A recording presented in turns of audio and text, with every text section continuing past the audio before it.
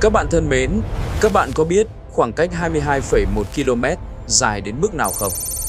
Nếu đặt theo phương thẳng đứng, đó là khoảng cách từ đỉnh Everest xuống điểm sâu nhất của đáy đại dương hoặc từ mặt đất đến tận đáy lớp vỏ trái đất. Đây cũng chính là chiều dài của hầm cao tốc dài nhất thế giới từng được con người xây dựng. Và nó không nằm dưới biển, không nằm dưới thành phố, mà nằm xuyên qua dãy núi Thiên Sơn, nóc nhà của Tân Cương. Vào ngày 26 tháng 12 năm 2025, đường hầm Thắng Lợi, Thiên Sơn ở Tân Cương chính thức đi vào hoạt động. Đánh dấu lần đầu tiên trong lịch sử, người Trung Quốc có thể băng qua dãy núi Thiên Sơn bằng đường cao tốc. Nhưng làm thế nào để xây dựng một tuyến cao tốc xuyên qua dãy Thiên Sơn? Con người đã phải đối đầu với thứ gì bên trong ngọn núi khổng lồ này? Chúng ta hãy cùng nhau đi tìm hiểu trong video ngày hôm nay nhé!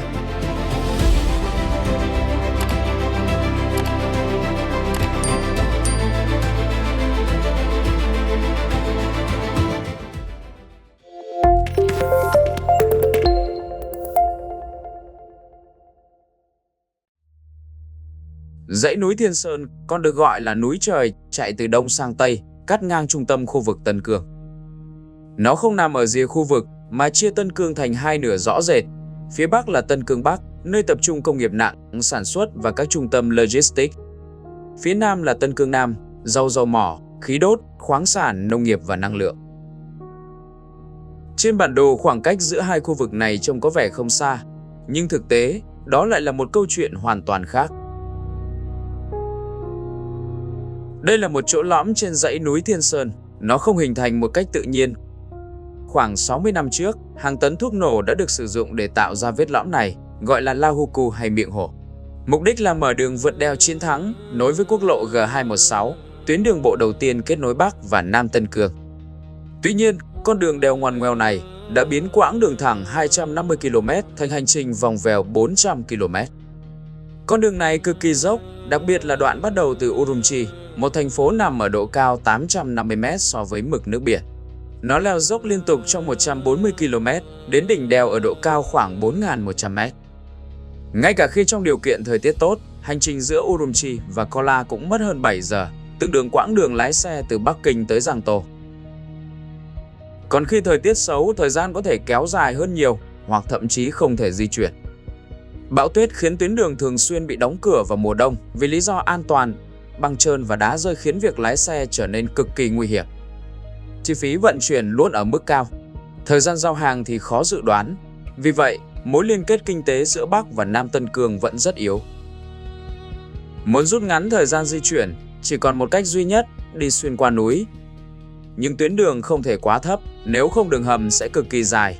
Cũng không thể quá cao, để tránh leo dốc nhiều và tuyết tích tụ. Cuối cùng, sau nhiều năm tính toán, các kỹ sư đưa ra phương án táo bạo xây dựng một đường hầm dài 22,1 km ngay tại đây, một quyết định sẽ phá vỡ mọi kỷ lục trước đó. Nhưng việc quyết định xây hầm tại đây chưa bao giờ là dễ dàng, bởi dãy Thiên Sơn không chỉ cao mà còn bất ổn, nứt vỡ, lạnh giá và vẫn đang dịch chuyển. Thách thức đầu tiên mà các kỹ sư phải đối mặt là thời gian đào đường hầm quá lâu. Nếu chỉ dùng phương pháp nổ mìn truyền thống, dù đào từ hai đầu cũng mất ít nhất 10 năm. Nhưng nếu sử dụng các hầm ngang hoặc giếng nghiêng để xây dựng phân đoạn, thời gian hoàn thành đường hầm dự kiến chỉ mất 72 tháng. Tuy nhiên, các kỹ sư vẫn muốn nhanh hơn nữa. Họ xây dựng một đường hầm dẫn trung tâm, còn gọi là đường hầm song song, nằm giữa hai đường hầm chính. Cách này rút ngắn khoảng cách thi công và thuận tiện hơn nhiều so với đào giếng trên sườn núi dốc.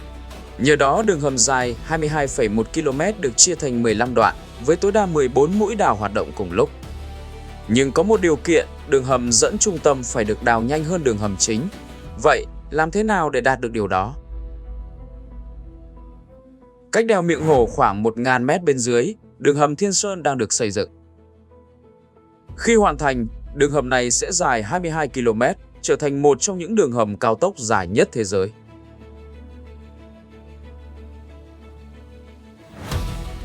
Ở độ cao 3.200 m so với mực nước biển, nhiệt độ tại công trường xuống tới âm 20 độ C. Đứt gãy địa chất F6 nằm cách cửa hầm phía Bắc 1.900 m và là trở ngại lớn nhất trong quá trình thi công.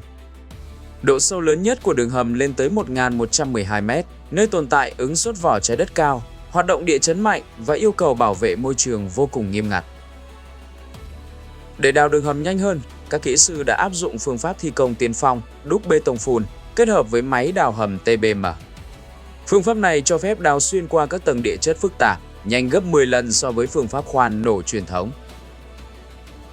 Hai máy đào hầm Thiên Sơn và Thắng Lợi được thiết kế riêng cho điều kiện khắc nghiệt của dãy Thiên Sơn. Đây là máy khoan đá cứng thế hệ mới đầu tiên, ứng dụng công nghệ đúc phun sáng tạo. Đầu cắt của nó có đường kính 8,43 m, cao gần bằng một tòa nhà 3 tầng. Nhưng núi Thiên Sơn không phải khối đá đồng nhất, bên trong là 10 loại đá khác nhau, với 17 đới đứt gãy và những vùng địa chất hoàn toàn không thể đoán trước. Do đó, TBM buộc phải được nâng cấp liên tục ngay trong quá trình đào. Trong điều kiện địa chất thuận lợi, TBM sử dụng chế độ đào hở. Khi gặp các đới đứt gãy hoặc tầng địa chất xấu, nó sẽ chuyển sang chế độ đúc bê tông phun. Hệ thống lắp dựng nhanh chóng dựng khuôn thép và bơm bê tông giữa khuôn và vách đá, tạo ra bề mặt đường hầm nhẵn mịn. Những dãy núi nối liền Đông và Tây này từng là tuyến đường vận chuyển đồ sứ và tơ lụa Trung Hoa. Những huyền thoại của chúng vẫn sống mãi trong lòng người. Ngày nay, nơi đây đang diễn ra một cuộc chiến khốc liệt giữa lửa và băng tuyết. Đường hầm dài 22 km là một phần của tuyến cao tốc Urumqi-Uli. Khi đưa vào khai thác, nó sẽ kết nối Urumqi ở phía Bắc với Kola ở phía Nam, rút ngắn thời gian di chuyển từ 7 giờ xuống chỉ còn 3 giờ. Mỗi mét đường hầm tiến lên đều là sự tri ân dành cho quá khứ.